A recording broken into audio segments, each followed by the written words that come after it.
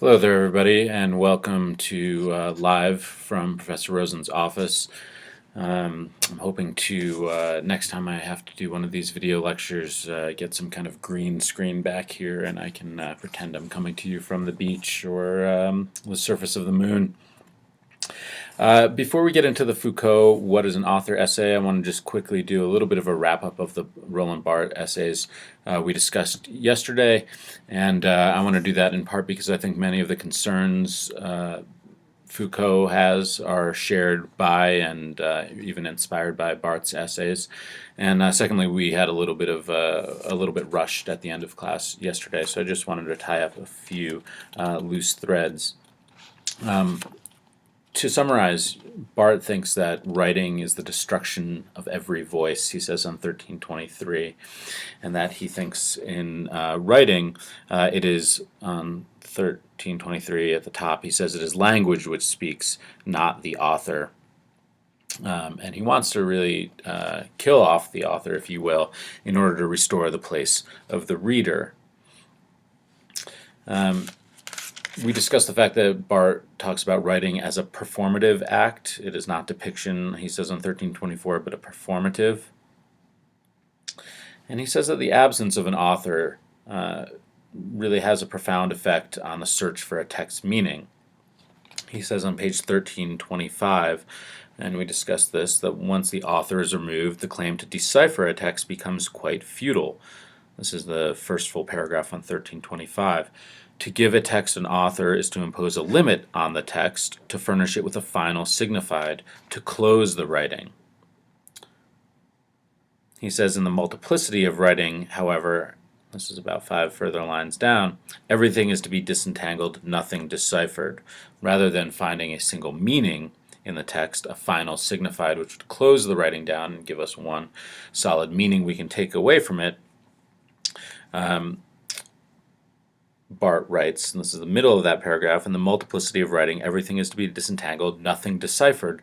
The structure can be followed, run like the thread of a stocking at every point and at every level, but there is nothing beneath. The space of writing is to be ranged over, not pierced. Writing ceaselessly posits meaning, ceaselessly to evaporate it, carrying out a systematic exemption of meaning.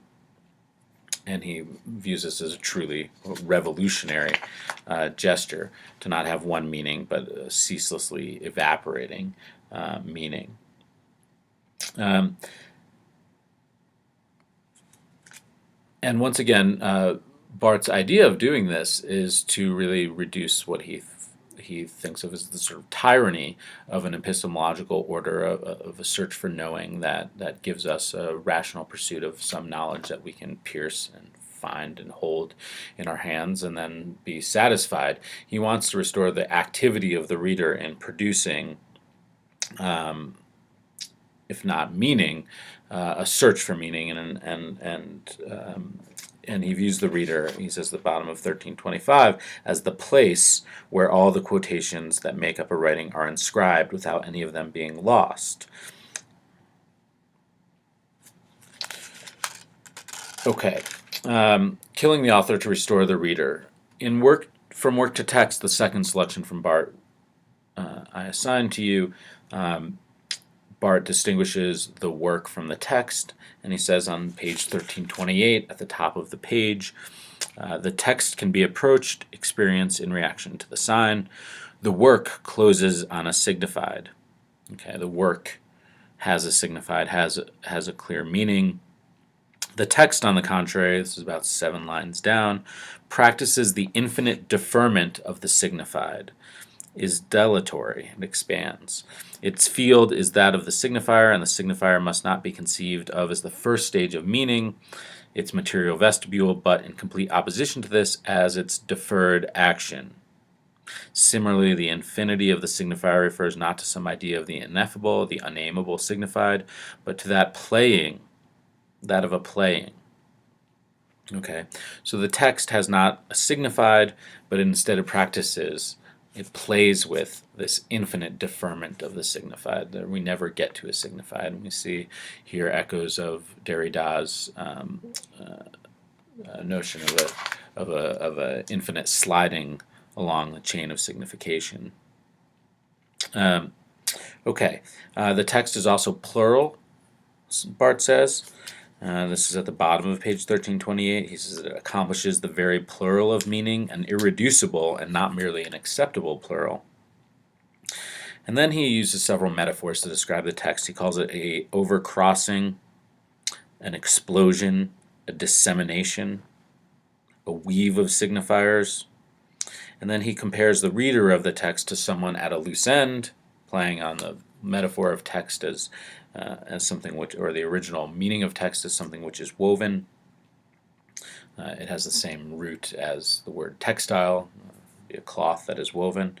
And then he uses a further metaphor that the reader is someone who goes for a stroll along a river, and what he perceives is multiple, irreducible, coming from disconnected, heterogeneous varieties of substances and perspectives. For Barth, reading a text is like going for a walk where there is an almost infinite number of sensations, perceptions, and experiences to be had. A text is just this multiple. It is that very irreducible plural of meaning. It has just so many possible threads to attach to. These threads, for Barth, importantly, are threads of other texts. And we talked last time about the idea of intertextuality. Barth expands on that on the top of 1329. About 8 lines down, he says the text is nevertheless woven entirely with citations, references, echoes, cultural languages, what language is not, antecedent or contemporary, which cut across it through and through in a vast stereophony. Here's another metaphor as almost a stereo sound. Okay, there's many, many sounds coming at us at once in a text. He says the intertextual in which every text is held, it itself being the text between of another text, is not to be confused with some origin of the text. To try to find the sources or influence of a work is to fall in with the myth of filiation. The citations which go to make up a text are anonymous, untraceable, and yet already read. They are quotations without inverted commas, without, that is, quotation marks. Okay, the kind of intertextuality Barth is talking about here, and we mentioned this last time, is not quotation, citation, allusion, where one author consciously alludes to a previous author and gestures his or her indebtedness to a previous author.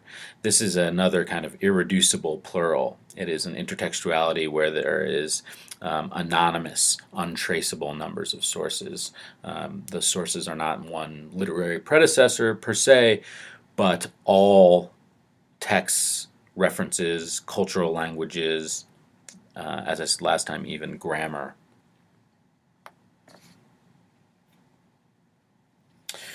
And we discussed that Barth says that he wants to restore the reader as producer rather than as a passive consumer. That comes on page 1330. About 6 lines down after the number 6, Barth says the text decants the work from its consumption and gathers it up as play, activity, production, practice.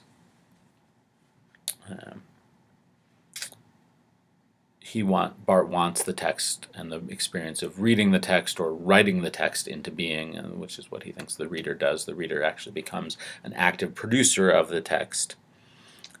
He wants that to be a form of play and production. He wants the reader not to be a passive consumer and someone who searches for decanting a single meaning, but someone who actively produces and even plays with the text. This leads to, Barth says on 1331, to propose a final approach to the text. This is that number 7, that of pleasure. This is, I think, one of really the revolutionary concepts of Barth, that reading and the writing that a reader does in producing a text is an incredibly pleasurable form of consumption, of production. It is not the pleasure of consumption, he says. He says that's what a work, the way a work is consumed, is a pleasure of consumption. He says, as for the text in the middle of number 7, it is bound to jouissance, that is to a pleasure without separation. This is for Barth an almost sexual form of pleasure, and it is the pleasure of reading which lies in the indeterminate.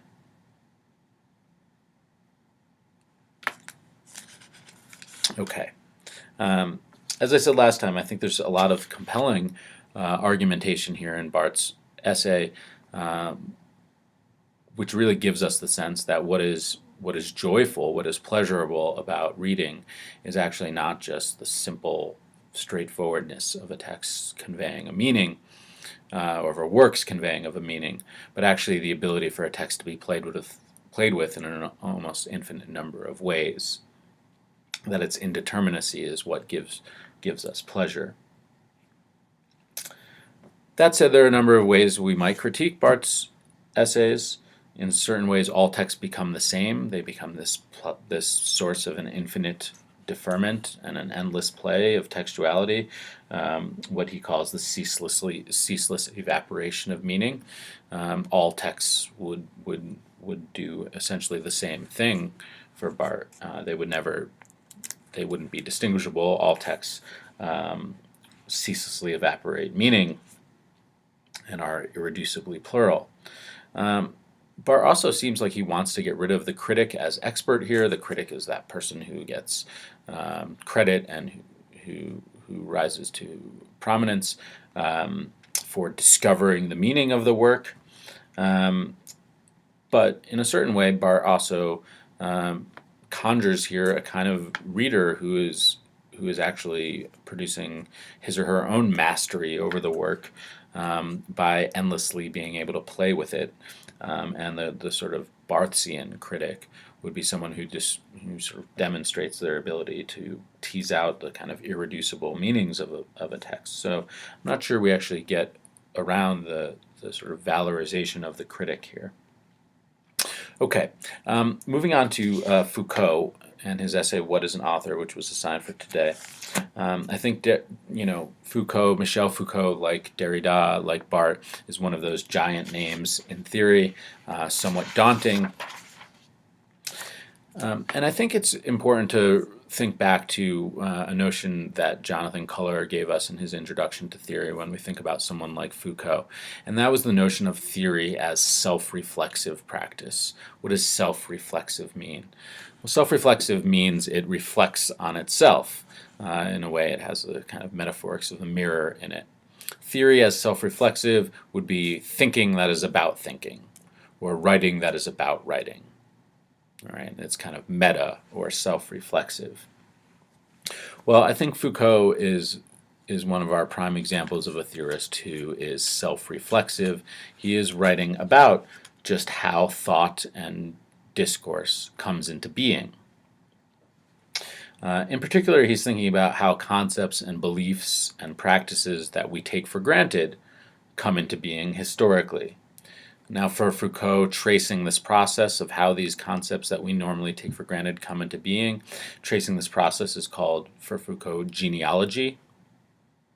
And what he traces is, quote, the rise of discursive practices, the way that concepts that we now take for granted come into being through writings and speech, and then become part of our everyday understanding of the world.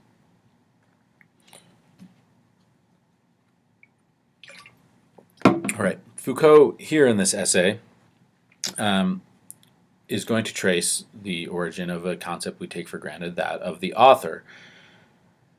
And he begins by saying on page 1476, in the middle of the middle paragraph on the page, that the rise of the concept of the author is a, quote, privileged moment of individualization in the history of ideas, knowledge, and literature. What does he mean, a privileged moment of individualization? Well, Foucault here means that the rise of the author, the concept of the author, is part of a bigger movement, the development of the idea of the individual in the modern world. Now, you're probably thinking, what do you mean by that, the idea of the individual? You might be thinking, of course, we're all unique individuals. Each one of us has a body, has a unique life story. How is that even a question? But the very fact that it's unquestioned shows, I think, the degree to which we accept what Foucault would call the humanist idea of the sovereign individual. The very fact that we wouldn't even question that shows just how deeply we believe that this is a natural state of affairs. In other words, we can see that the idea that we are all individuals is an ideology. Remember, I said an ideology, one definition of that is that which we know, what we know without knowing that we know it. We don't even question that we are all individuals. But Foucault and other post-structuralist theorists have critiqued this and actually shown how the idea of that we're all unique individuals is actually a historically produced construction. We have not always thought, humans have not always thought of themselves as unique individuals. In the Middle Ages, for example, everyone thought they were more or less the same. At least in the Western Christian world, they thought that they all that every individual or every person, excuse me, followed the same essential path, a Christian path that began in original sin, and that we were born sinful, and that we had to come to achieve salvation. One classic location of this is the Confessions of Saint Augustine, which is often thought to be the first autobiography. And Saint Augustine really makes an effort to place the particular events of his life in a familiar narrative. He thinks of himself as having had a fall and then needs to have a period of salvation. So for Augustine, he was not a unique individual, but he actually wanted to try to explain how the particularities of his life fit a very common pattern that all men, according to him, would have gone through. Okay, well, what Foucault asks are the functions of the modern concept of the author. And he says at the bottom of 1476 that he is going to give us the history of a concept.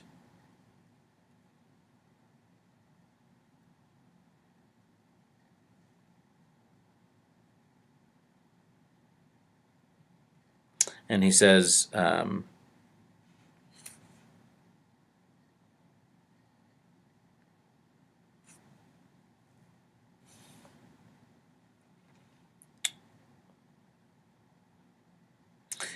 excuse me, at the bottom of 1476, he says he is going to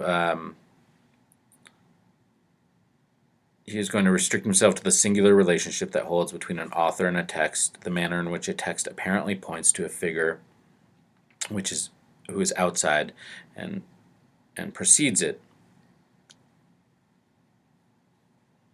Okay, so So Foucault, I think, is actually looking at two main things here when it comes to an author. How the function of an author, number one, organizes certain texts. We organize our way of thinking about concepts, ideas, largely through the concept of the author. We think of the history of ideas as a series of great names, and one piece of evidence of this would be a syllabus in a course, or an anthology like the one I asked you to buy for this course. They're organized by authors' names. So the one major function of the author is organizational or classificatory. A second one is that the author gives us a guide for interpretation, and this is what Foucault refers to when he says the text apparently points to a figure which is outside and precedes it. The author is a way of actually explaining the text. We look for the author's biography, the author's intention as a way of helping us explain what a text means. Well, after a brief introduction on 1477, Foucault discusses that he thinks actually the concept of the author as a concept that organizes and explains text is actually on the wane in certain ways in contemporary writing. and he refers to Samuel Beckett. He quotes Beckett saying, "What matter who's speaking?" Well, Beckett is for Foucault an example of a contemporary author. We might also say a modernist or a postmodernist or experimental author who doesn't have concern for the writer or author as the originator of a text. And here, Beckett is an author or a writer who really produces texts in the Barthesian sense.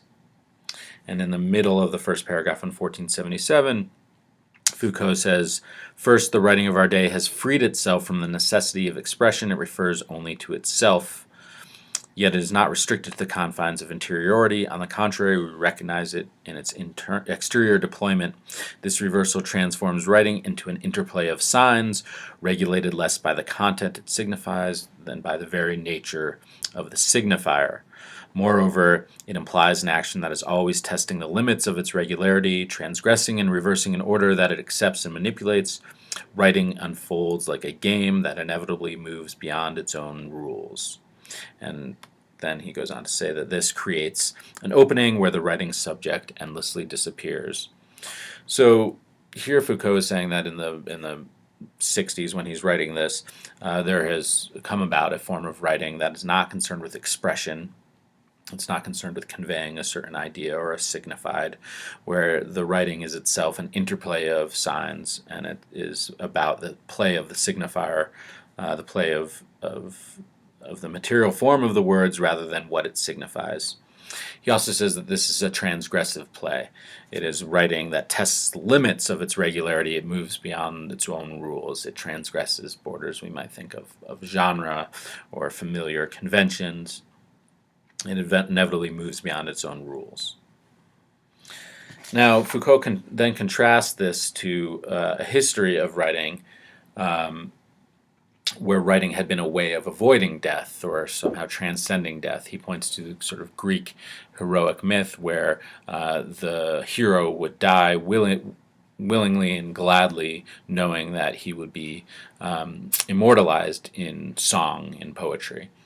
Here, death is justified and even transcended by the idea that I'll be memorialized in Homer's poems or something like that.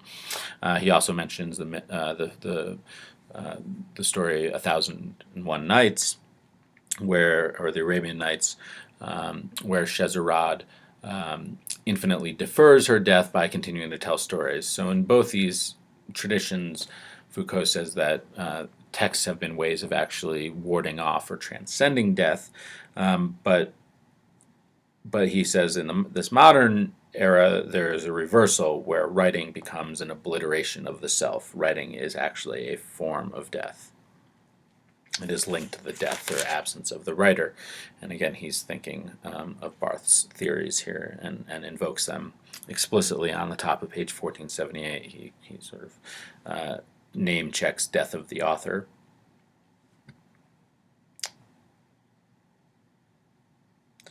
Well, Foucault says that may be the case, that this experimental writing is coming about that represents free playing of the signifier and the death of the author, but he says there are a couple tendencies that are holding up the liberation of contemporary writing from the tyranny of the governing concept of the author. He says, firstly, when we focus on structure and we still focus on a work which designates a unity. He says in the middle of 1478,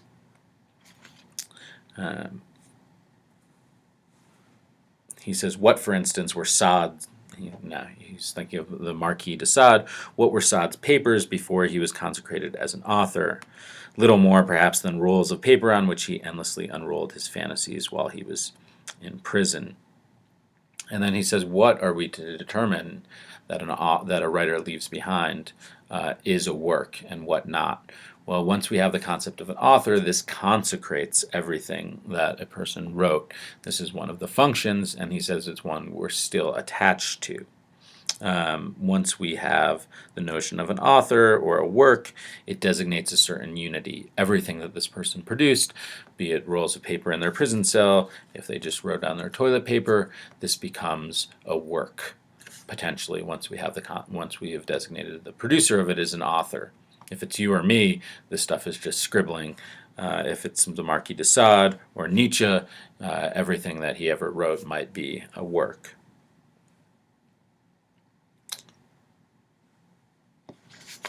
The second thing holding us back, according to Foucault, from getting rid of the concept of the author, has to do with the notion of écriture, which appears in the writings of Derrida. And he says in 1479 that the notion of écriture, or of writing, that Barthes uses, actually retains some of the transcendent and quasi-religious thinking about the author. It just transposes the transcendent origin of the writing from the author to the text itself.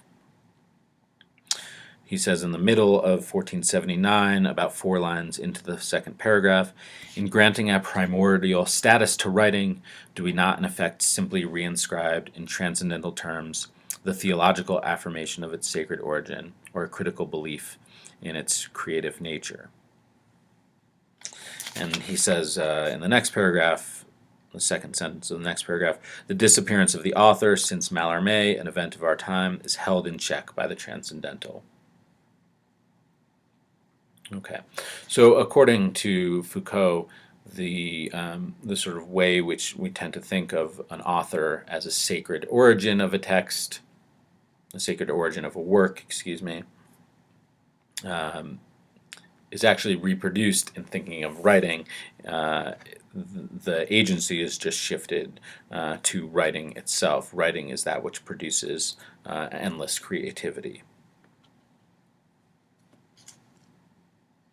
Okay, so these seem to be reasons that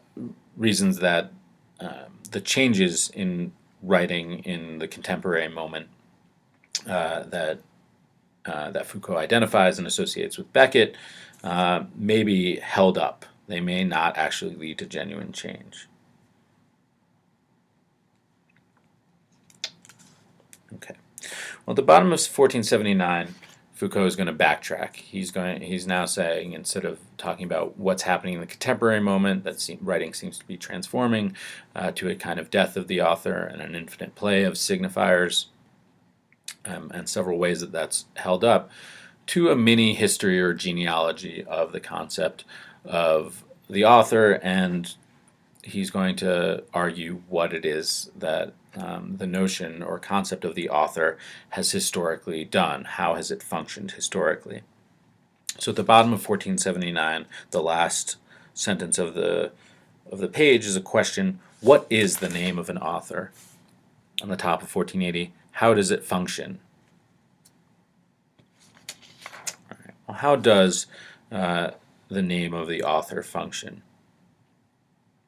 Firstly, it functions, as I've already gestured to, as a means of classification.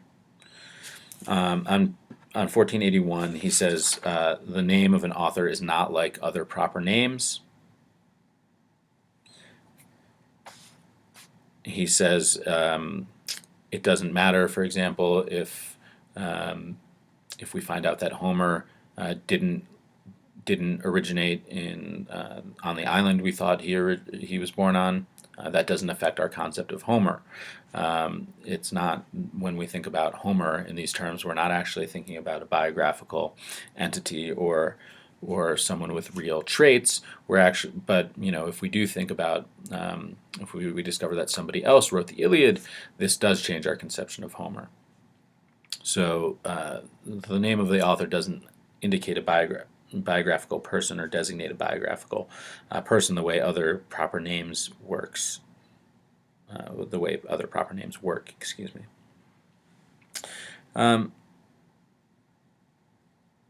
Secondly, the way an author, the concept of the author functions, is to accord or grant prestige. Okay. So the first function is to serve as a means of classification. He says in the middle of 1481, or the second line in the first full paragraph, the concept of an author or an author's name is functional. It serves as a means of classification. It groups together a number of texts and thus differentiates them from others. At the end of that paragraph, he says the author's name characterizes a particular manner of existence of discourse. Discourse that possesses an author's name is not to be immediately consumed and forgotten. Neither is it accorded the momentary attention given to ordinary fleeting words. Rather, its status and its manner of reception are regulated by the culture in which it circulates. So stuff that has an author is not to be immediately consumed and forgotten. It's not to just be thrown away. It is given a certain status. And here we might think about how certain kinds of text, certain kinds of discourse, we don't really think about as having an author. Foucault mentions some in the last full paragraph in 1481. A letter might have someone who writes it or signs it, but not an author. A contract doesn't have an author. A poster on the wall doesn't have an author. And we might think of other kinds of less prestigious texts too. Novels we think of as having an author. Comic books generally not. In fact, a series like X-Men may have had many contributors working to it. Certain works of genre fiction work the same way. We have James Bond novels, and they may be authored by different, written by different writers. They don't have an author. Similarly, TV shows, though of course they do have writers, we tend to not know who they are, and they may even shift from episode to episode. There may be large writing staffs. Things that have an author are usually accorded a higher status in our culture. So again, this has not just a classificatory function, but a kind of ranking function, or a function of according prestige.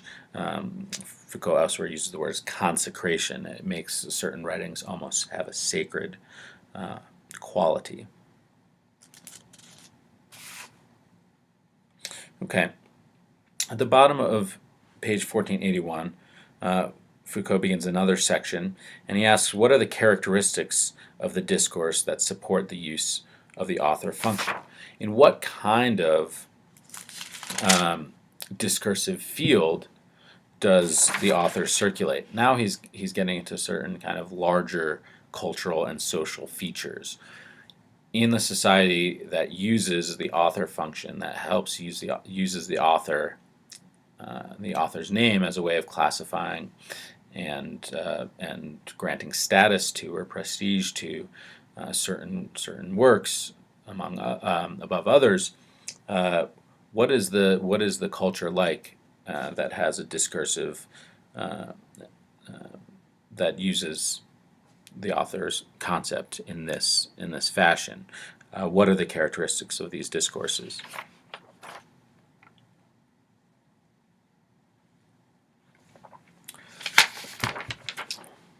And Foucault, on the first full paragraph of 1482, says that first, the discourses that valorize the author function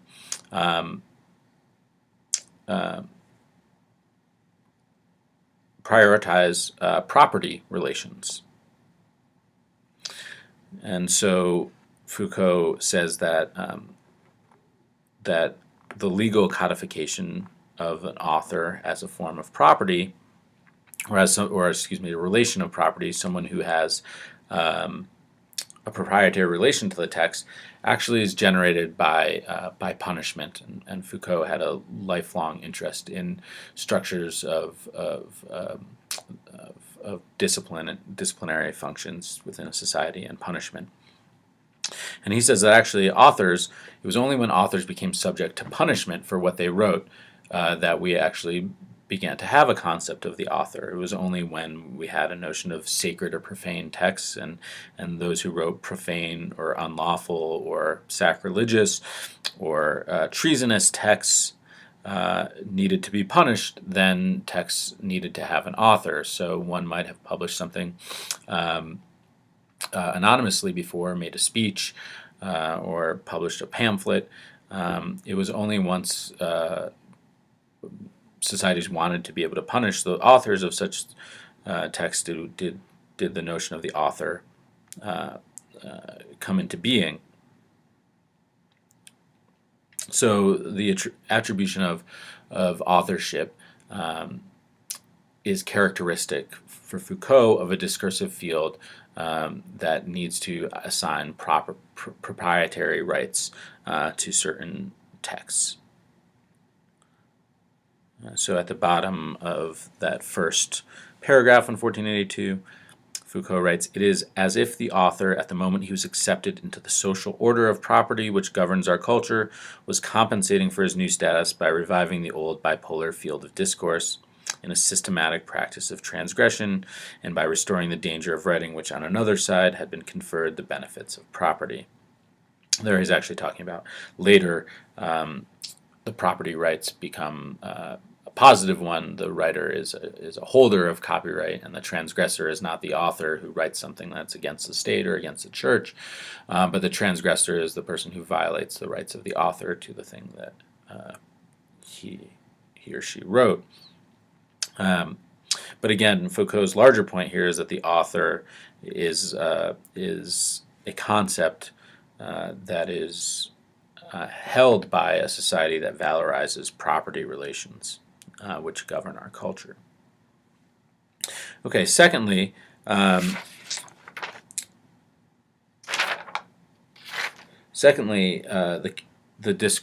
discursive scenario in which the author concept rises, Foucault says, is not universal. He says that in earlier times, folk tales, epics, tragedies were accepted and circulated widely without having any sense of an author. He says later, scientific texts became only accepted when they had an author. Okay, but then he says, in a more contemporary period, actually scientific texts are accepted on their own merits, even if they're anonymous. So there's a kind of, in scientific discourses, there's a wavering about whether or not there's actually an author or not. And he says, but in literary discourse, sometime in the 17th and 18th centuries, texts become acceptable only if they carried an author's name. He says at the bottom of 1482, the meaning and value attributed to the text depended on this information. So Foucault here says that this is not, the author is not a universal function. It is actually historically variable.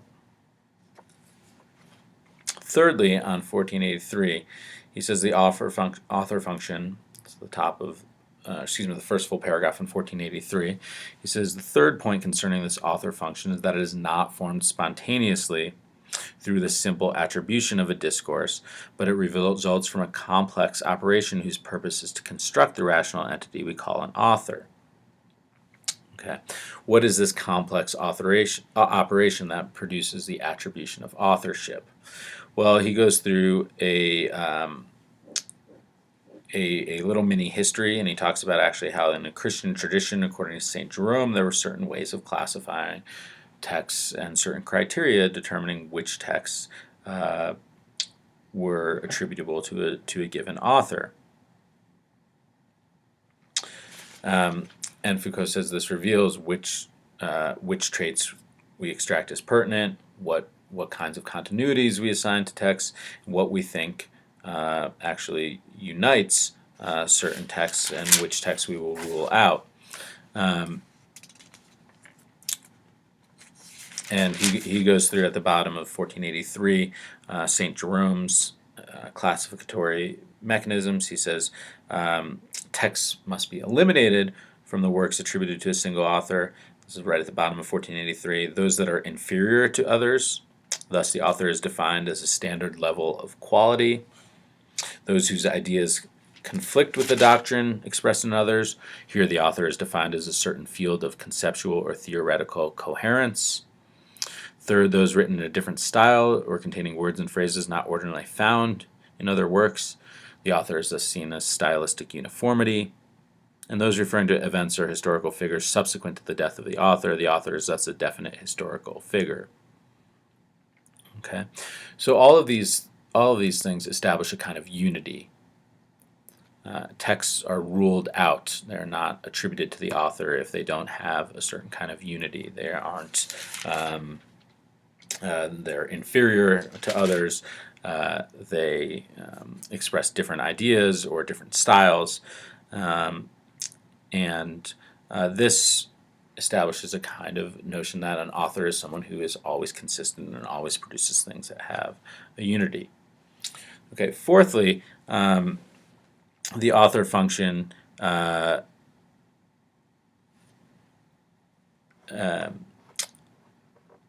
is dependent on a discursive concept that points to a certain understanding of the way in which individuals function. And Foucault discusses at the bottom of 1484 the concept of shifters. And this is a concept from linguistics, and Foucault says in the middle of the paragraph that ends 1484, when discourse is linked to an author, the role of shifters is more complex and variable. It is well known that in a novel narrated by a first person, neither the first person pronoun, the present indicative tense, nor for that matter its signs of localization refer directly to a writer, but rather they stand for a second self whose similarity to the author is never fixed. It would be as false to seek the author in relation to the actual writer as to the fictional narrator. The author function arises out of their scission, out of the division between them, the division and distance of the two. Foucault says this is actually a characteristic of all texts, not just novels, that the I who speaks in a novel is not necessarily the I who is the author, and Foucault says this is actually true of all texts, that there's a kind of plurality, what he calls a plurality of egos in these texts. Okay, he sums up these characteristics of the author function on 1485 in the middle, the first full paragraph. He says they can be summarized in the following manner. The author function is tied to the legal and institutional systems that circumscribe, determine, and articulate the realm of discourses.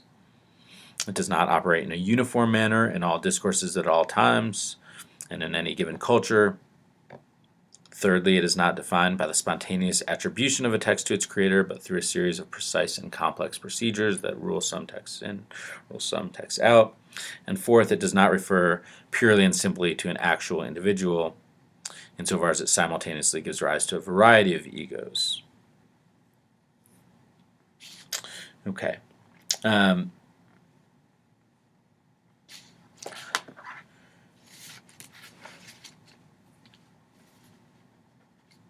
All right. At the bottom of 1485, Foucault introduces a somewhat new concept, and he says that certain authors occupy more than just a book.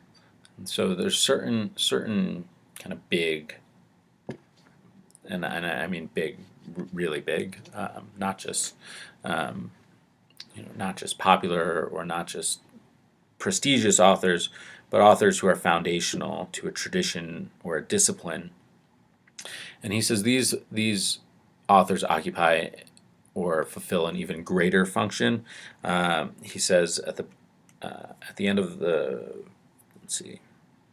second to last full paragraph on 1485, he says these are authors who occupy a trans-discursive position. He says that Homer, Aristotle, and the church founders played this role, and then he said there is an even more singular type of author produced in the 19th century, and he calls these, quote, initiators of discursive practices. For your quiz in class on Tuesday, I'm going to ask you to name the two initiators of discursive practices that Foucault cites here in the 19th century, and this is at the top of 1486.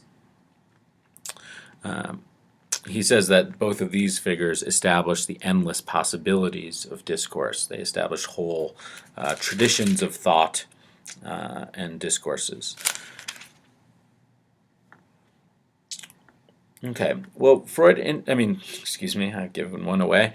Foucault, interestingly, seems to credit certain authors here. Is he not actually restoring authors to an even perhaps greater role here?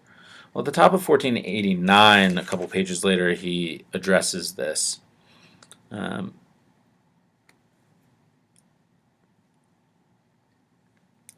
He says right at the top of 1489, the bottom of 1488, "My only purpose in setting up this opposition, however, is to show that the author functions sufficiently complex at the level of a book or series of texts that bear a definite signature, has other determining factors when analyzed in terms of larger entities, groups of works, or entire disciplines."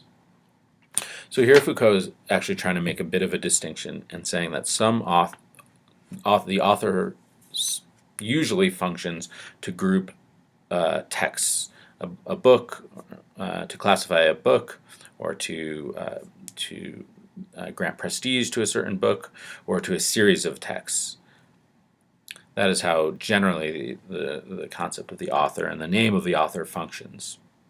But he says at times it has other determining factors, that the author functions differently with regard to larger entities, groups of works, or entire disciplines.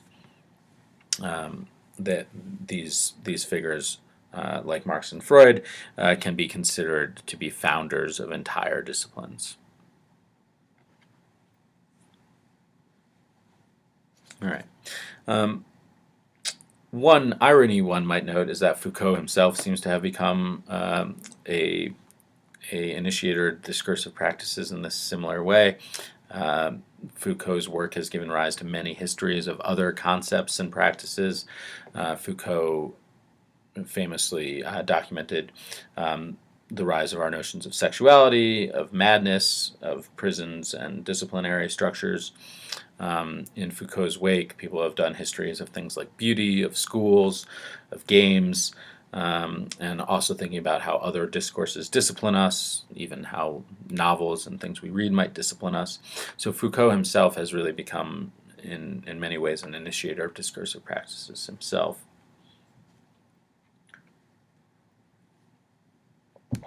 All right, on page 1489, Foucault concludes with a discussion of what it is that his discussion of the thinking about the author function leads to. It offers several new avenues of study. The first form of study or investigation, he says on 1489 in that middle paragraph, he says this form of investigation might also permit the introduction of a historical analysis of discourse. Perhaps the time has come to study not only the expressive value and formal transformations of discourse, but its modes of existence, the modifications and variations within any culture of modes of circulation, valorization, attribution, and appropriation. Okay, what does that mean? Well, he means rather than start thinking about texts in terms of their authors and their meanings and what they express, he wants us to think about the mode of existence of texts or discourses, the modifications or variations within a culture, the modes of circulation, valorization, or attribution or appropriation. So not just thinking about what a text means or what its author intended, but thinking about how discourses circulate, how certain texts or discourses come to be valued more than others. Foucault here is pointing to a more kind of contextual and institutional analysis of texts instead of thinking about just the way in which the authors have conveyed something or expressed something to the reader. He wants to think about the way in which texts circulate, how they perhaps are marketed and produced, how certain texts get valorized and propped up more than others, and therefore the institutions that read, receive, and propagate certain texts as opposed to others. The second thing Foucault wants his analysis here to initiate is a re-examining of the privileges of the subject. So in that second to last paragraph on 1489, he says, is it not possible to re-examine, as a legitimate extension of this kind of analysis, the privileges of the subject? By that he means the person or the individual. He then says, clearly in undertaking an internal and architectonic analysis of a work, whether it be a literary text, a philosophical system, or a scientific work, and in delimiting psychological and biographical references, suspicions arise concerning the absolute nature and creative role of the subject. Okay, he's saying actually once we start thinking about the historical constitution of the author, we might also think about the way we've thought about the individual subject as creative. But, he says, the subject should not be entirely abandoned. It should be reconsidered, not to restore the theme of an originating subject, but to seize its functions, its interventions in discourse, and its systems of dependencies. Okay, well, here I think we see one of Foucault's larger fish to fry, or one of the fishes that he wants to fry that's bigger than just the author.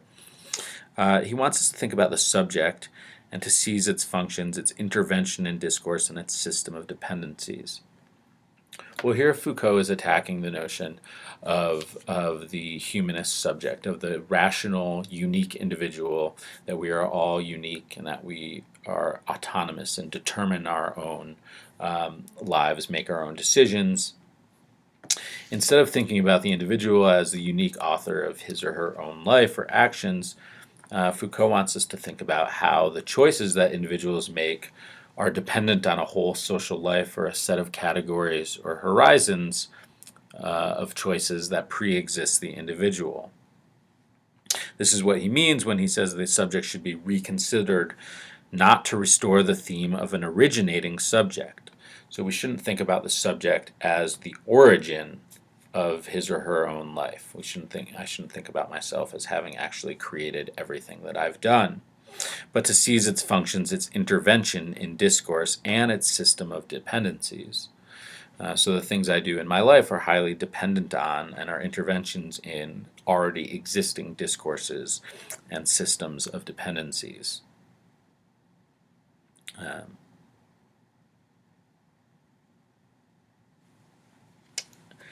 He says at the end of that paragraph, in short, the subject and its substitutes must be stripped of its creative role and analyzed as a complex and variable function of discourse.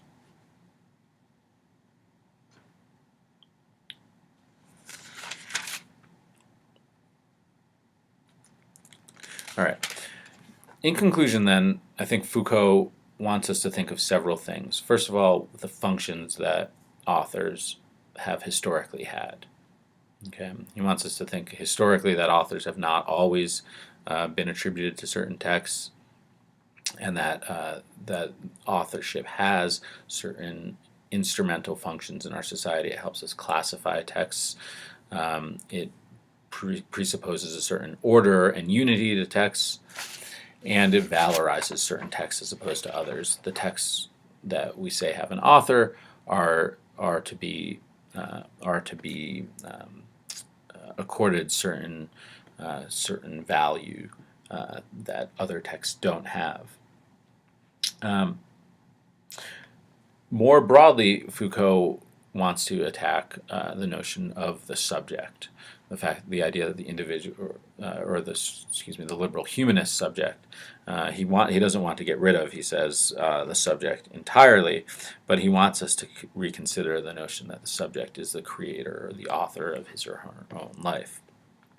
I welcome questions about that aspect in particular because I think that is just sort of background to this essay, which obviously is more concerned with the author function itself and not to this larger target of the humanist subject.